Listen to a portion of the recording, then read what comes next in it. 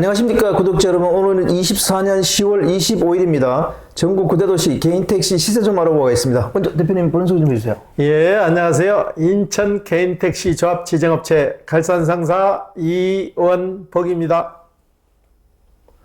대표님, 예. 이번 주에도 9대도시 시세가 좀 변화가 있었습니까? 이번 주에는 전혀 변함없이 전주와 동일하게 진행되고 있는데요. 네네.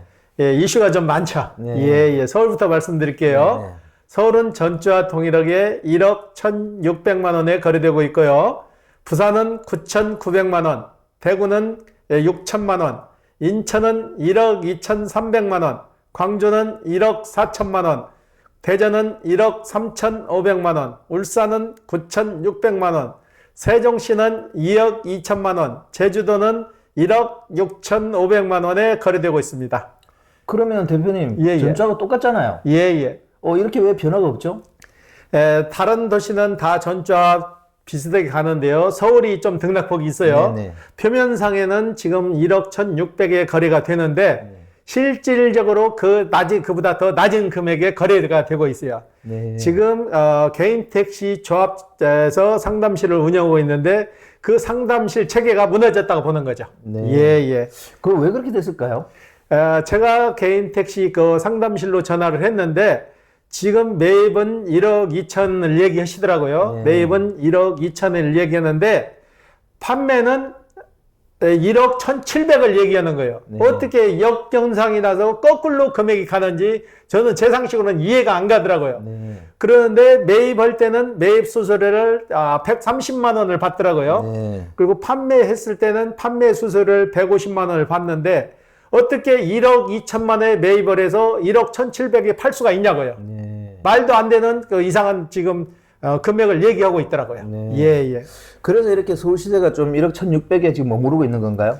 1억 1,600도 지금 받는 그 각각이 지금 다 틀려 시세가. 조합에서는 1억 1,700 정도를 얘기하고 있죠, 지금. 네. 그런데 장안평은 1억 1,600억. 네. 그 다음에 메다기집은 1억 1,500도 받고 1억 1,400도 받아요. 네. 이게 가격 체계가 완전히 말 그대로 무너져 버린 거죠. 네. 예. 서울은 메다기집에서는 그냥 소개만 한다 그런 얘기가 많던데 실제는 어떤가요? 소개만 하는 게 아니고 계약서까지 다 진행을 해서 이전까지 다 해줘요. 메다기집에서. 잘못 하시고 계신 거고 조합에서 만약에 가서 개인택시 넘버를 사게 되면은 말 그대로 계약서밖에 작성을 안 해줘요. 네. 계약서밖에 작성을 안 해주고 쉽게 말해서 파는 사람 사는 사람에서 조인만 시켜주고 수수료만 받지 그 외의 재반상을 일체 해주질 않는다고요. 네. 그러니까 2중 3중의 비용이 또 지출되는 거죠. 예.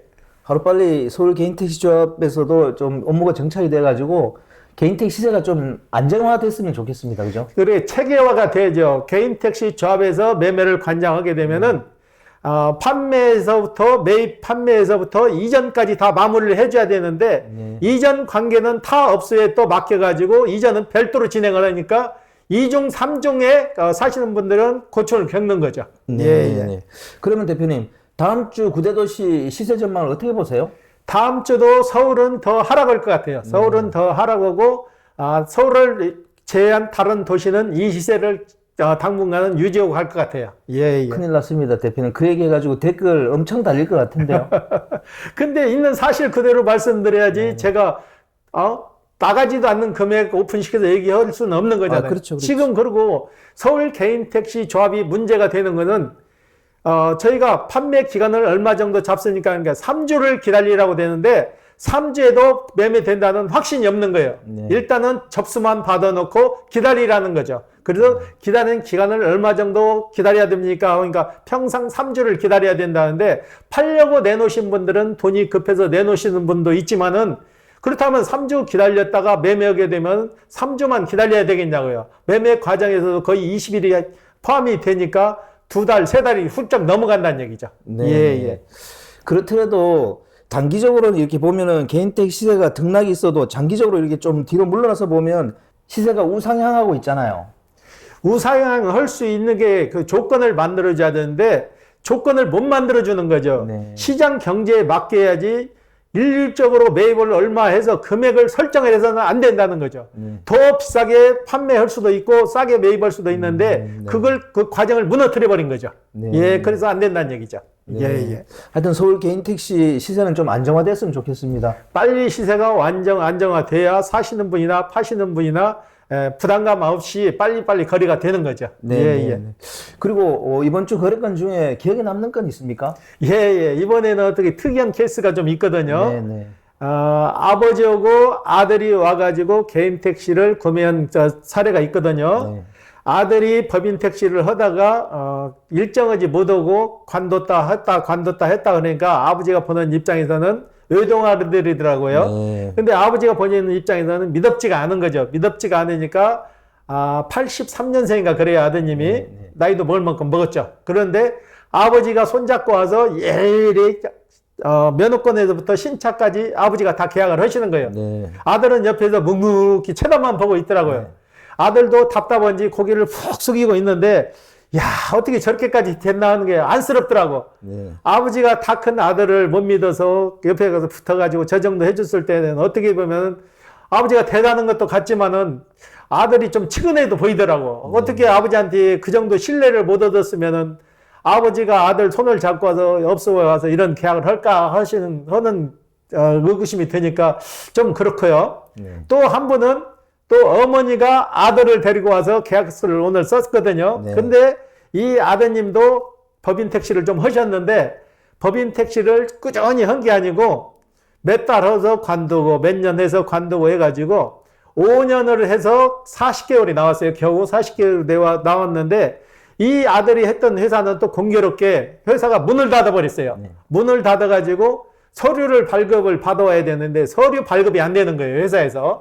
회사가 문을 닫아버려서 그래서 택시 협회가 또 따로 있어요. 법인 택시는. 그 법인 택시 협회에 가서 입사일, 퇴사일만 뽑을 수가 있어요. 그걸 뽑아가지고 구청에 질의를 하니까 그건 안 된다는 거예요. 그 회사 법인에서 일했다는 경력증명서가 나와야 되는 거고 월별 근무 일수라고 해가지고 한 달에 며칠 일했다는 그 근무 일수가 안 나오면은 인정을 못 해주겠다고 그래가지고 이 아드님이 그래도 회사 대표 전화번호를 알아가지고 수소문 해서 오늘 그 대표를 만나가지고 그 경력증명서고 월별 근무 일수를 발급받아 와가지고 오늘 구청에 접수를 해서 인간은 들어갔어요. 들어갔는데 이분도 어머니가 아들을 데리고 와서 개인 택시를 사주는데 어떤 면에서는 참 다른 사람 보기에는 참 부럽죠. 부모가 사주니까. 그렇지만은 부모가 손잡고 와서 아들한테 이분도 83년생이에요. 공교롭게 나이도 똑같은데 이런 걸 봤을 때 참 고개가 갸우뚱해져요. 부모가 이렇게까지 해줘야 되는지. 제 개인적으로 보니까 그 정도면 금수저 아닐까요? 진짜 어떻게 보면 축복받은 거죠. 부모 잘 만나서 축복받았는데 그 나이 되도록 정착을 못하고 부모 손 잡고 와서 부모가 택시를 다시 사줬고 시작한다는 게 참 아이러니하죠. 예. 그래도 제 입장에서는 그분들이 좀 부럽네요. 그리고 대표님, 서울시에서 개인택시 무단 휴업 기준을 강화한다 이렇게 발표했는데 이게 새로운 기준이 뭔가요? 서울시뿐만 아니라 전국으로 이제 확산될 예정인데요. 지금 개인택시를 운영하시는 분들이 무늬만 개인택시인 분들이 많아요. 이걸 자가용으로 쓰시고 그러니까 영업행위를 잃지 않는다는 얘기죠. 않고 자가용 형태로 쓰니까 이건 택시가 아니고 자가용이죠. 그래서 이제 규제를 한다는 얘기예요. 강화된 기준이 지금은 무단 휴업을 재서 6개월 기준으로 했을 때 매월 5일 이하 일을 안 하시는 분들은 이제 단속을 하는데 단속 규제를 좀 강화해서 3개월로 본다는 거예요.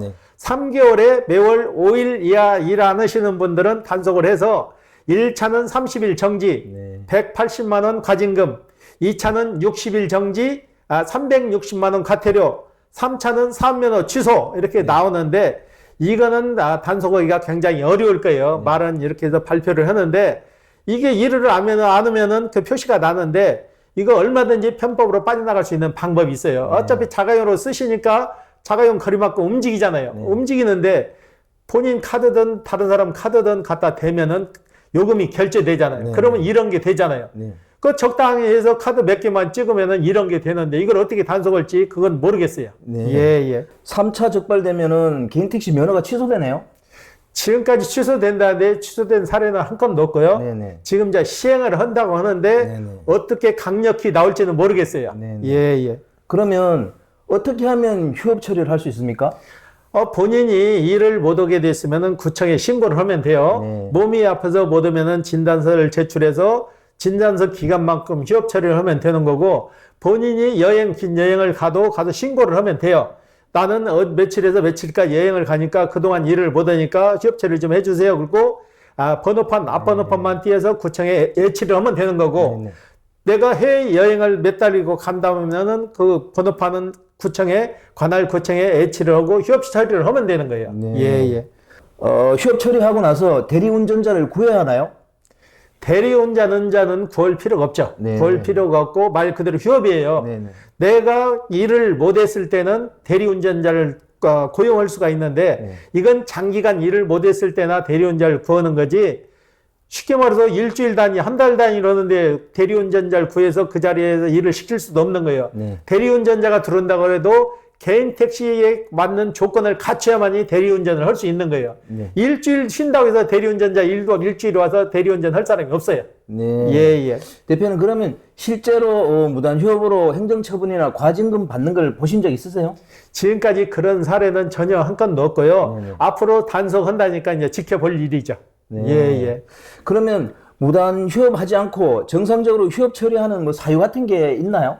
그러니까 본인이 일을 못해서 무슨 사유로 일을 못했을 때 네. 쉽게 말해서 몸이 아팠을 때는 진단서를 제출해서 진단서 기간만큼 구청에다 반납을 해서 휴업 처리할 수 있고 그 기간에는 대리 신청해서 다른 사람한테 대리도 줄 수가 있어요. 네. 자격 조건을 갖춘 사람한테 내가 몸이 6개월 정도 아프다 그러면 차를 세워놓을 수 없다 그러면은 그건 대리운전을 가능해요. 네. 대리운전자를 구해서 조합에 의뢰하면은 개인 택시를 운전할 수 있는 동일한 조건을 갖춘 사람이 운전할 수 있어요. 네. 예. 네. 마지막으로 대표님 휴업 처리할 때 주의해야 될 사항이 있으면 좀 알려주세요. 크게 주의할 사항은 없고 내가 휴업 처리를 하겠다면은 관할 구청에 앞 번호판과 차량 등록증, 네네. 운전자 자격증명을 첨부해가지고 구청 교통행정과 개인택시 담당을 찾아가서 나는 어떤 사유로 해서 며칠에서 며칠간 일을 못 올 것 같으니까 휴업 처리해 주세요. 그러면 가능해요. 뭐 별다른 어려움이 없는 거예요. 네. 오늘 인터뷰 감사드립니다. 예. 네, 구독자 여러분, 오늘은 24년 10월 25일입니다. 서울 시세는 전주와 같은데요. 아직 안정화가 안 돼서 그런 것 같고, 시세가 주 단위로 보면 등락이 있어도 좀 뒤로 물러서서 보면 개인 택시는 쭉 우상향해 왔습니다. 걱정하지 않으셔도 될 것 같고요. 다음 주에 호화제는 또 다른 주제로 만나 뵙겠습니다. 안녕히 계십시오. 호호 아지였습니다.